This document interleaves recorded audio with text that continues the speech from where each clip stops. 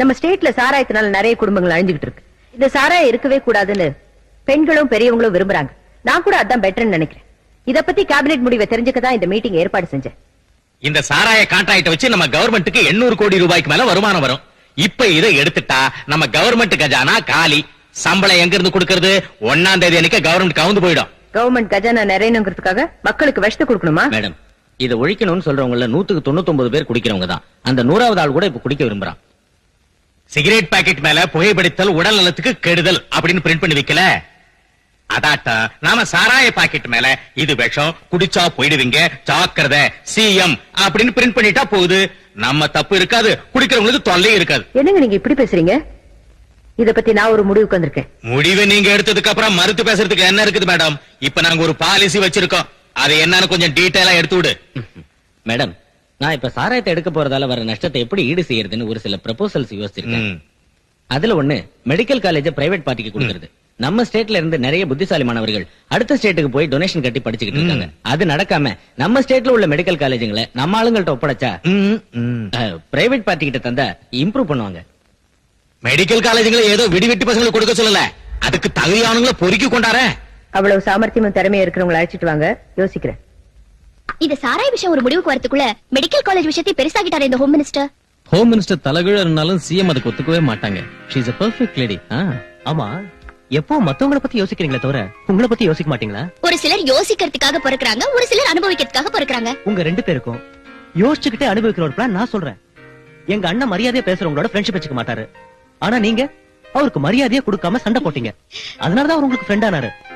அதனால மனசை மாத்திக்கிட்டு மேரேஜ் பண்ணிக்கங்க. எப்படியும் உங்க கப்பு தான் மாறி போச்சு. Sorry. Sorry. What sorry? Get married. சொல்லுங்க. இவங்க குப்பன் பிரதர்ஸ் புண்ணாக்கு வியாபாரம், இவங்க ரங்காசன்ஸ் எரு வியாபாரம், இவர் பத்திரிக்கை முதலாளி ஏகாம்பரம் பஞ்சவேதங்களை கரைச்சு குடிச்சவரு, இவர் முதலியாரு ஏராளமா சாராய கடைகளை ஏலம் எடுத்தவர். இவங்கெல்லாம் மேதாவிகள், தமிழ் காவலர்கள், பத்திரிகை சேவகர்கள், மக்கள் தொண்டர்கள், மகாத்மாவுக்கு மறு உருவங்கள், இந்த நாட்டையே காப்பாற்ற தூண்கள். நமக்கு நாம கை தட்டி கூடாது, நீ சொல்லு. எனக்கு தெரிஞ்சது சொல்றேன். இந்த மெடிக்கல் காலேஜுங்களை உங்களுக்கு கொடுத்தா அது முன்னேற்றம் அடைங்கிறத சந்தேகமே இல்ல. உங்களாட்டு மேதாவிகளை இன்னைக்கு சந்திச்சதுக்கு எனக்கு ரொம்ப சந்தோஷமா இருக்கு. உங்ககிட்ட மெடிக்கல் காலேஜுங்களை ஒப்படைச்சா எந்த விதமான மாறுதலை கொண்டு வருவீங்கன்னு தெரிஞ்சுக்கலாமா?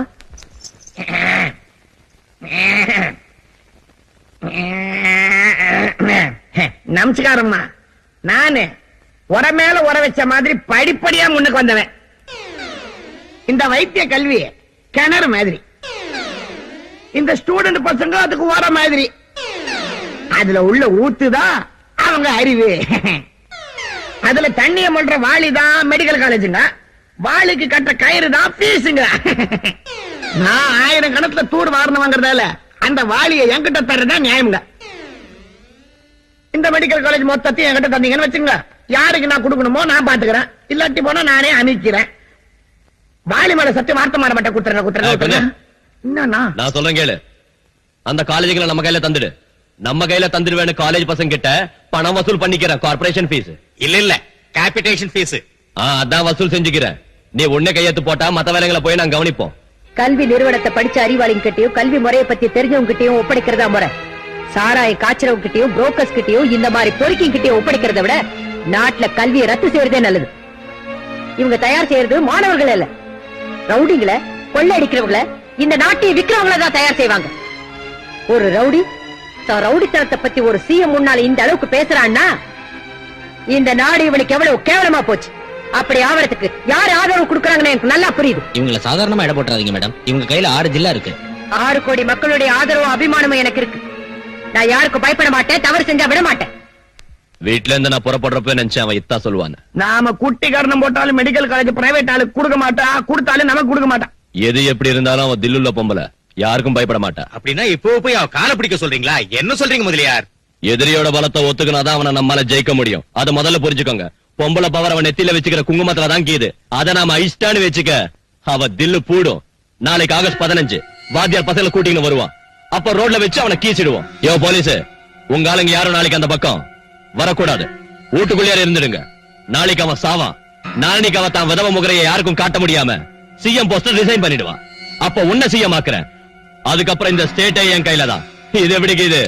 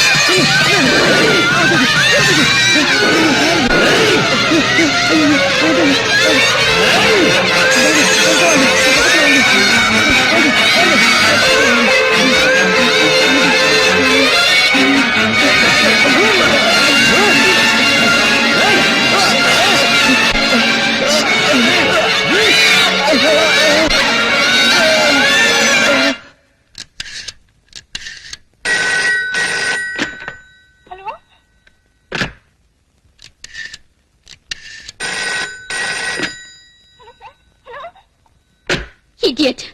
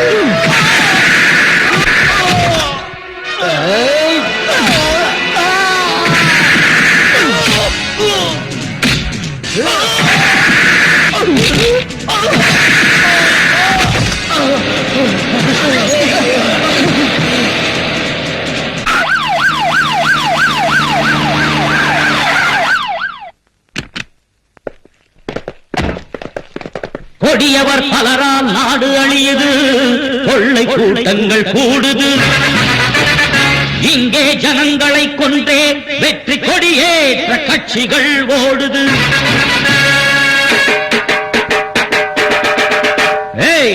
இங்கே நித்தம் பெருக ஆட்சி தேவையோ? குண்டரெல்லாம் கோட்டை சென்றால் நாடு தாங்குமோ? ஊரை வாழ்க்கும் தீய நரிகள் இங்கு வாழ்வதோ? உண்மையாவும் பொய்மையாலே மண்ணில் மாய்வதோ?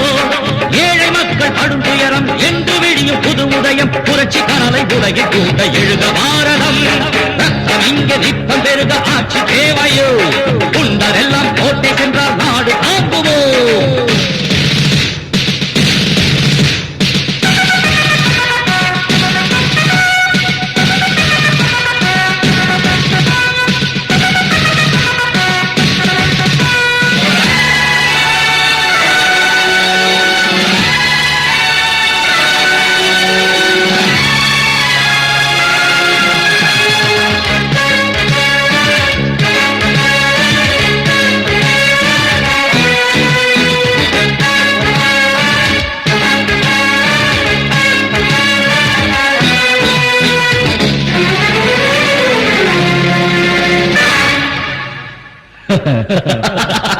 நீதி மயங்கி போராட அநியாயங்கள் மேடையேற தேசமெங்கும் ஆழ்வதெல்லாம் கொடிய சக்தியா?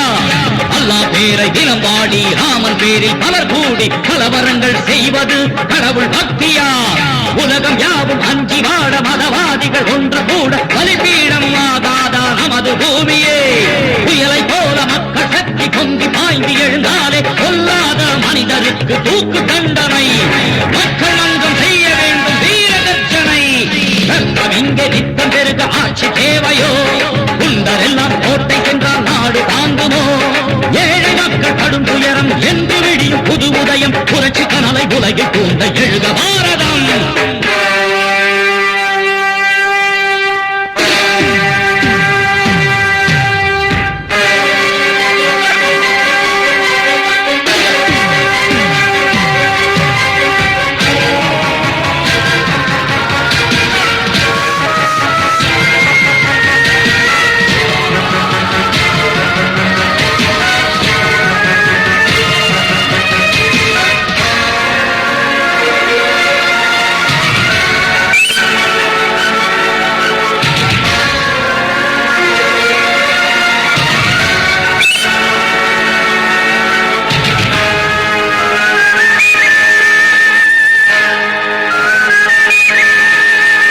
ஏன் இந்த தந்திரம்? எனக்கு இந்த சுதந்திரம்? பஞ்சம் தீர்ந்து பசித்த வயிறு குளிர்ந்து போனதா?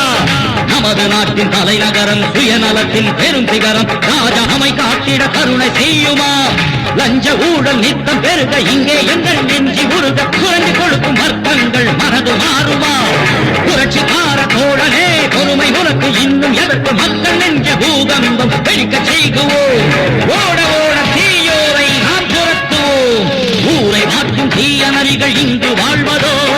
உண்மையாவும் பொய்மையாலே மண்ணில் மாய்வதோ? ஏழை மக்கள் கடும் துயரம் என்று விடியும் புது உதயம். புரட்சி கனவை உலகில் தூண்ட எழுக பாரதம்.